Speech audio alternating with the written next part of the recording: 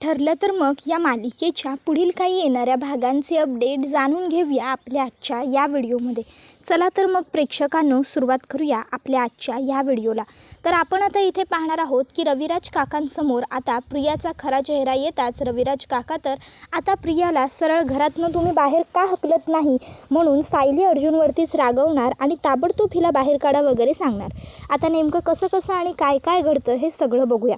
तर आता इकडे प्रियाने प्रतिमा आत्यांना वाचवायला बिलकुलही काहीही धडपड केलेली नाही आहे. हे बघितल्याच्या नंतर प्रतिमा आत्यांच्या लक्षात येतं की प्रिया काय लायकीची मुलगी आहे. त्यानंतर मग ती लोक रविराज काकांना घरी बोलवतात आणि आता रविराज काकांसमोर सायली अर्जुन याही गोष्टीचा खुलासा करतात की प्रतिमा आत्याच्या जीवाचा त्या दिवशी खेळ करणारी व्यक्ती प्रियाच होती. प्रियानेच त्यांना त्या होळीच्या आगीमध्ये ढकलण्याचा प्रयत्न केला होता. हे सगळं कळाल्यानंतर प्रतिमा आत्याला सुद्धा खूप मोठा धक्का बसतो. तर प्रतिमा आत्या रविराज काकांना सांगत असते, एवढंच नाही तर ही मुलगी माझी आहे या गोष्टीवरती मला शंका जरी नसली तरीही मला माझ्या मुलीबद्दल प्रेम वाटत नाही. या गोष्टीमुळे मला अपराधी वाटत होतं. याचंच उत्तर मला मिळावं म्हणून सायलीने आणि अर्जुनने मला आज इकडे बोलावलं होतं. सायलीच्या मैत्रिणींनी मला प्रियाबद्दल प्रेम का वाटत नाही यासाठी एक शक्कल लढवली आणि त्यांनी मला दाखवून दिलं की मला हिच्याबद्दल काहीच वाटत नाही, कारण हिलासुद्धा माझ्याबद्दल काहीही वाटत नाही. तुम्हाला माहिती आहे आज जेव्हा मी आगीत अडकली आहे असं तन्वीला समजलं तेव्हा तन्वीच्या जीवाची अजिबातच घालमेल झाली नाही. घालमेल होणं तर दूर, तिने मला वाचवण्यासाठी क्षुल्लक असा प्रयत्नसुद्धा केला नाही. त्यावर हे ऐकून रविराज काका म्हणत असतात की मला ही गोष्ट आधीपासूनच माहीत होती. या मुलीची लायकी काय आहे हे मी ओळखायला जरी थोडाफार उशीर घेतला असेल तरी मी हिची लायकी बरोबर ओळखली होती. त्यामुळेच प्रतिमा मी तुला प्रत्येक वेळी सांगत होतो की हिच्याकडनं तू मुलगी म्हणून कोणतीही अपेक्षा करू नकोस, कारण मुळात ही त्या लायकीची नाहीच आहे. आणि मला एक गोष्ट कळत नाही आहे सायली अर्जुन, अरे तुम्हाला ही किती नीच नालायक मुलगी आहे हे सगळं माहीत असूनसुद्धा तुम्ही का म्हणून ह्या मुलीला अजूनपर्यंत घरात ठेवून घेतलेलं आहे. अरे तुम्हाला माहिती आहेच मी आधीच हिला घरातनं प्रॉपर्टीतनं बेदखल करून टाकलेलं आहे. मग तुम्हीसुद्धा हिला बेदखल करा आणि मोकळे व्हा. हे बघ अश्विन, अरे त्या दिवशीच मी तुला समजावून सांगितलं होतं की या मुलीला तू जरी डिवोर्स दिलास तरीही आमची काही हरकत नसेल, आमची काही तक्रार नसेल. अरे जी मुलगी स्वतःच्या आई वडिलांची होऊ शकत नाही ती सासरच्या मंडळीची किंवा नवऱ्याची काय होणार आहे. तुम्ही उलट हिला घरातनं अजून हकललेलं नाही आहे. यासाठी खरं तर मला तुमचाच राग येतो आहे. मला तुमचंच पटत नाही आहे की तुम्ही अजूनही हिला घरामध्ये ठेवून घेतलं आहे. ते काही नाही, आता बास झाली हिची नाटकं. बास म्हणजे बासच. आता तुम्ही ताबडतोब काहीतरी निकाल लावा. तुम्ही हिला लवकरात लवकर घरातनं बाहेर हकलून द्या. मुळात या मुलीची ना इतकी पात्रताच नाही आहे की हिला घरामध्ये ठेवून घ्यायला हवं. आतापर्यंत तुम्ही हिला येवाना घरातनं हकलवून देऊन हिची लायकी दाखवायला हवी होती, हिला रस्त्यावर आणायला हवं होतं. तसंही हिला आधीच मी माझ्या घरातनं प्रॉपर्टीतनं तर बेदखल केलेलंच आहे, पण त्याचबरोबर जर तुम्हीही हिला घरातनं आणि प्रॉपर्टीतनं वेळेवरती बेदखल केलं ना तरच हिला हिची लायकी समजेल. नाहीतर अजूनही ही हिची कटकारस्थानं थांबवणार नाही. ही मुलगी सुधरूच शकत नाही हे आता मला कळून चुकलेलं आहे. त्याबरोबर प्रिया म्हणत असते, बाबा हो असं नका बोलू, तुम्हीच असं बोललात तर मी काय करू, कुठे जाऊ, तुमच्याशिवाय माझं कोण आहे. त्यावर आता तर रविराज काकांना आणखीन राग येऊ लागतो आणि ते म्हणतात गप्प बस, नाहीतर मी काय करेन मला सांगता येणार नाही. मग सायली म्हणते, रविराज काका प्लीज हे बघा, तुम्ही संताप करून घेऊ नका, तुम्ही जरा शांत व्हा. तुम्हाला काय वाटतं ह्या मुलीला मलासुद्धा घरातनं बाहेर हकलवून द्यावी असं वाटत नसेल का? वाटतं, खूप वाटतं. पण रविराज काका मला हिला अशी तशी घरातनं बाहेर काढायची नाही आहे. आजपर्यंत हिने माझ्या घरच्यांना माझ्या कुटुंबाला खूप त्रास दिला. प्रत्येक वेळी हिने माझ्या घरच्यांना खूप सतवलं. तन्वी बनून तर हिने माझ्या घरच्यांचा योग्य तितका छळ केला आहे. त्यामुळे मला ना आता हिला घरातनं नुसतं असं तसं बाहेर नाही काढायचं, तर हिने केलेल्या प्रत्येक गुन्ह्याचं फळ देऊन मला हिला घरातनं बाहेर काढायचं. म्हणून आतापर्यंत मी हिला घरामध्ये ठेवून घेतलं. तुम्ही काळजी करू नका. योग्य वेळ आली की मी हिचा निकाल लावेनच. योग्य वेळ आली की मी हिला घरातनं बाहेर काढणारच आहे. फक्त मी योग्य वेळ येण्याची वाट बघते. त्यानंतर मग अर्जुन आणि सायली हे दोघंही संतोषच्या बायकोला भेटण्यासाठी तिच्या घरी आलेले असतात. आता तिकडे आल्याच्या नंतर मग आता अर्जुन हा संतोषच्या बायकोला पहिले तर स्वतःची ओळख सांगतो. नमस्कार, मी ॲडव्होकेट अर्जुन सुभेदार, ही माझी बायको सायली सुभेदार. इन्स्पेक्टर सावंत त्यांची ओळख सांगतात. मी इन्स्पेक्टर सावंत. त्याबरोबर ती विचारते की तुम्ही सगळे इथे का आलाय. त्यावर अर्जुन म्हणतो, कदाचित तुम्हाला माहीत नाही आहे, पण तुमच्या नवऱ्याने एका मुलीच्या आरोपात स्वतःला अडकवून घेतलं आहे. त्यावर ती म्हणते, मुलीच्या आरोपात म्हणजे नेमकं काय केलं आहे संतोषने. त्याबरोबर मग अर्जुन म्हणतो, नाही घाबरू नका, त्याने काही चुकीचं केलेलं नाही आहे. अर्थात ते कायद्याच्या हिशोबाने जरी चुकीचं असलं तरी तुमच्यासाठी त्याने काहीही म्हणजे गैरवर्तणूक केलेली नाही आहे. तुमचा नवरा संतोष याने एका मुलीला वाचवण्यासाठी तिच्यावरचे खुनाचे आरोप स्वतःवर घेतलेले आहेत आणि आत्ता सध्या तो तुरुंगात आहे असं आता सायली त्याच्या बायकोला सांगून टाकते.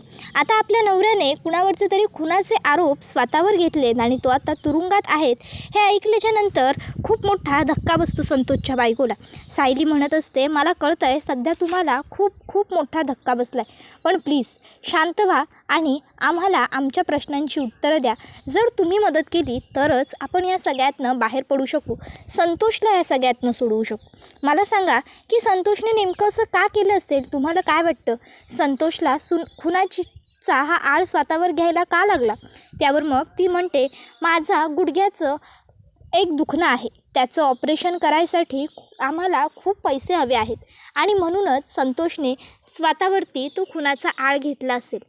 म्हणजे पूर्वी तर माझ्या आजारपणाचा खर्च भागवता यावा ह्यासाठी संतोष खूप कष्ट करायचा, खूप मेहनतही करायचा, पण पैसे पुरेसे मिळत नव्हते, कमवता येत नव्हते. म्हणून मग संतोषने वाईट मार्ग निवडायचं असं ठरवलं. वाईट मार्ग निवडल्यानंतर मग संतोषने चोऱ्यामाऱ्या करायला सुरुवात केली. मग हळूहळू त्याला काही वेगळी कामं मिळत गेली आणि मग त्याला ह्या एक मॅडम भेटल्या.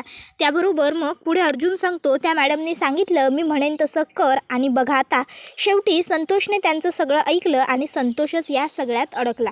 आणि त्या मॅडम मला वाटत नाही तेव्हापासून एकदा तरी तुमच्याकडे फिरकल्या असतील. त्यावर मग संतोषची बायको म्हणते, नाही त्या फिरकल्याही नाही आहेत, पण तुम्ही आत्ता माझ्या नवऱ्याला वाचवा, माझी मदत करा, मी अशी आजारी बाई आहे. त्याबरोबर मग अर्जुन म्हणतो, मदत तर आम्ही तुमची करणारच आहोत. त्यावर ती म्हणते, पण कशी, माझा नवरा खरं कसं बोलेल, माझ्यासाठी तो नाही खरं बोलणार, मला पैसे मिळायला हवे म्हणून तो खोटं बोलतोय. त्याबरोबर मग अर्जुन म्हणत असतो, जर तुमचा नवरा तुमच्यासाठी एवढं सगळं करायला तयार होतो तर तुमचा नवरा तुमच्याचसाठी खरंसुद्धा बोलायला नक्कीच तयार होऊ शकतो. त्याबरोबर ती म्हणते, म्हणजे आणि ते कसं काय. त्यावर अर्जुन म्हणतो, कळेल लवकरच. त्यावर मग सायली म्हणते, अहो पण जर आता प्रियाला समजलं की आपल्याला संतोषची बायको सापडली आहे आणि ती आपली मदत करणार आहे तर प्रिया हिलासुद्धा आपल्याबरोबर सुखासुखाने राहू देणार नाही. बघितलंत ना शांता मावशींच्या बाबतीत काय घडलं ते. त्यामुळे आपल्याला अशा कुठल्या तरी ठिकाणी या संतोषच्या बायकोला ठेवावं लागेल जिथे प्रियाचे हात पोहोचणार नाहीत, किंवा प्रियाचे हात पोहोचले तरी ती काही करू शकणार नाही. सायली आणि अर्जुन दोघंही आता गहन विचारात पडतात, काय करायचं. आणि मग आता सायलीलाच एक उत्तम आयडिया सुचते. सायली म्हणते, आपण हिला प्रियाच्या समोर ठेवायचं, पण अशा ठिकाणी की जिथे प्रियाही हिचं काही वाकडं करू शकणार नाही आणि तिथे जर प्रियाने हिला काही करण्याचा प्रयत्न केला तर ताबडतोब आपल्याला समजेल. त्यावर अर्जुन म्हणतो, असं कुठलं ठिकाण आहेस बायको. त्यावर सायली म्हणते, आपलं घर. त्यावर अर्जुन म्हणतो, काय. त्यावर सायली म्हणते, हो, आपल्या घरी हिला घेऊन जायचं, आपल्यासमोर प्रिया हिचं काही करू शकत नाही आणि दिवसभर आपलं हिच्यावर लक्षही राहील. मग सायली अर्जुन आता त्या बाईला घेऊन थेट घरी येतात. आता घरी त्या संतोषच्या बायकोला बघून प्रियाला खूप मोठा आश्चर्याचा धक्काच बसतो. प्रियाच्या आता लक्षात आलेलं असतं की आता आपलं काही खरं नाही म्हणजे आता संतोषची बायको यांना सापडली आहे, याचा अर्थ आता हळूहळू त्यांना सगळं काही खरं सापडत जाईल आणि मग आपण आता 12च्या भावात जाणार. म्हणून मग प्रिया आता ठरवते की आपण आता इथे थांबायला नको, आपण इकडनं पळ काढणंच योग्य असेल. तसंही ऑलरेडी आपण या सगळ्या प्रकरणात अडकलो आहे आणि जर आता आपण आणखीन अडकत गेलो तर सर्व गोष्टींची वाट लागेल. त्यामुळे आता आपल्याला इकडनं स्वतःला काहीही करून सोडवावं लागेल, काहीही करून वाचवावं लागेल. त्यासाठी पळ काढणंच योग्य असेल. म्हणून मग आता प्रिया ही तिकडनं पळ काढायचं ठरवते आणि आता प्रिया ही घरामध्ये सांगते की मला जायचं आहे जरा बाहेर आणि आता ती निघालेली असते. त्यावेळी सायली प्रियाला म्हणत असते, तुला कुठे जायचं आहे, काय करायचं आहे ना ते मला बरोबर कळलं आहे, पण आता लक्षात ठेवायचं ह्या घराच्या बाहेर तू एक पाऊलही काढायचं नाही, ह्या घराचा उंबरा ओलांडायचा नाही. असं समज ह्या घराचा उंबरठा म्हणजे तुझ्यासाठी मी आखलेली लक्ष्मण रेखा आहे आणि तुला ही लक्ष्मण रेखा क्रॉस करता येणार नाही आहे, समजलं ना? त्याबरोबर मग आता प्रिया म्हणत असते, ए सायली, तुझी माझ्यावर एवढी जबरदस्ती का? मी बाहेर काही पळून वगैरे जात नाही आहे, थोड्या वेळासाठी माझं काम आहे म्हणून चाललेली आहे आणि माझं काम झालं की मग मी येणारच आहे. उगाचच्या उगाच तू जास्त नाटक करू नकोस आणि मला थांबवण्याचा प्रयत्न तर करूच नकोस, मला जाऊ देत. त्याबरोबर मग सायली ही गप्प असते. तर अर्जुन म्हणत असतो, तुला नेमकं कुठे जायचं आहे ना हे मला अगदी व्यवस्थित माहिती आहे, त्यामुळे उगाचच्या उगाच नाटकं करू नकोस. आणि तू खून केलेला आहेस, त्या खुनामध्ये संतोष अडकला आहे आणि आता त्याची बायको आम्हाला सापडली आहे, त्यामुळे ती आता खरं बोलेल आणि तुला अटक होईल. संतोष सगळं काही कोर्टात कबूल करेल, हे सगळं तुला माहिती आहे आणि म्हणून तुला पळ काढायचं आहे. अगं मी काय इतकी वर्ष उगाच प्रॅक्टिस करत नाही आहे गं वकिलीची. उगाच आजपर्यंत कुठलाही केस न हरलेला वकील अशी ओळख नाही आहे माझी. प्रिया, गुन्हेगाराच्या मनात काय येऊ शकतं काही वेळी हे मी गुन्हेगाराच्या आधीच गुन्हेगाराला सांगू शकतो, समजलं ना? त्याबरोबर मग प्रिया म्हणत असते, अर्जुन बाद झालं, त्या संतोषने ऑलरेडी त्याचा गुन्हा कबूल केलेला आहे. त्याने सांगितलं ना स्वतःच्या तोंडाने की हो मी केलं आहे म्हणून हे सगळं. मग तरीही अजून तुमचा असा अट्टहास का की हे सगळं मी केलं आहे? असं तुम्हाला काय सिद्ध करायचं आहे? तुम्हाला का उगाचच्या उगाच मी न केलेल्या गुन्ह्याची शिक्षा मला द्यायची आहे? का मला अडकवायचं आहे या सगळ्यामध्ये तुम्हाला? हे बघा, मी काहीही केलेलं नाही आहे, त्यामुळे तुम्ही उगाचच्या उगाच बळजबरीने मला अडकवण्यासाठी हा जो काही कट रचताय ना तो बंद करा. त्याबरोबर अर्जुन म्हणत असतो की नाही बरोबर आहे, सध्या माझ्याकडे खरोखरच काही पुरावे नाही आहेत, पण प्रिया तुला माहिती आहे मी ॲडव्होकेट अर्जुन सुभेदार आहे. मी जर ठरवलं ना तर मी कसे कसे पुरावे शोधतो हेही तू खूप जवळून बघितलंयस आश्रम केसमध्ये मधुभाऊंच्या बाबतीत. त्यामुळे आता कसे पुरावे शोधून काढायचे, काय करायचं हे सुद्धा मला व्यवस्थित माहिती आहे. आणि जर मी पुरावे शोधून काढले तर मी काय करतो हेही तुला माहिती आहे. आणि तुझ्या बाबतीत तर मी काय काय करू शकतो ना हे तर तू बघशीलच. नाही जर तुला मी चांगली जन्माची अद्दल घडवली, बाराच्या भावात घालवली, तर माझंसुद्धा नाव ॲडव्होकेट अर्जुन प्रताप सुभेदार नाही, लक्षात ठेवायचं. बघ प्रिया, मी तुझं काय करतो ते. आता मात्र प्रिया चांगलीच घाबरते. तर दुसऱ्या बाजूला आता महिपतला भेटून साक्षी आणि सचिन दोघंजणं घरी आलेले असतात. साक्षी सचिनला म्हणत असते, सचिन आज ना मला खरंच खूप खूप म्हणजे खूप समाधान वाटतं आहे, खूप बरं वाटतं आहे. एवढ्या वर्षांनंतर आज पहिल्यांदा अण्णा स्वतःच्या तोंडाने बोललेत की गुन्हेगारी करायला नको, गुन्हेगारी संपवायला हवी आणि आपण आता गुन्हेगारी सोडून द्यायची. तुला माहिती आहे मी अण्णांना नेहमी सांगायचे की हे सगळं नका करू, पण अण्णांनी माझं कधीच ऐकलं नाही. पण फायनली आता अण्णांनी माझं ऐकायचं ठरवलं आहे आणि त्यांना आता खरं कळून चुकलं आहे. त्यामुळे आता ते पुन्हा त्या मार्गावर जायचं नाही असं म्हणतायत. मला खरंच हे बघून खूप म्हणजे खूप समाधान वाटतं आहे. आता ना आपलं लग्न होईल, आता सगळं व्यवस्थित होईल. अण्णा एकदा सुटून आले ना की आपलं लग्न करून आपण सुखाने आयुष्य जगू, तू मी आणि आपले अण्णा. त्याबरोबर मग इकडे सचिन मनातल्या मनात म्हणत असतो, काहीही झालं तरी मला ह्या साक्षीबरोबर या एका गुन्हेगारी वृत्तीच्या मुलीबरोबर अजिबातच लग्न करण्यात काही इंटरेस्ट नाही आहे. पण काय करू?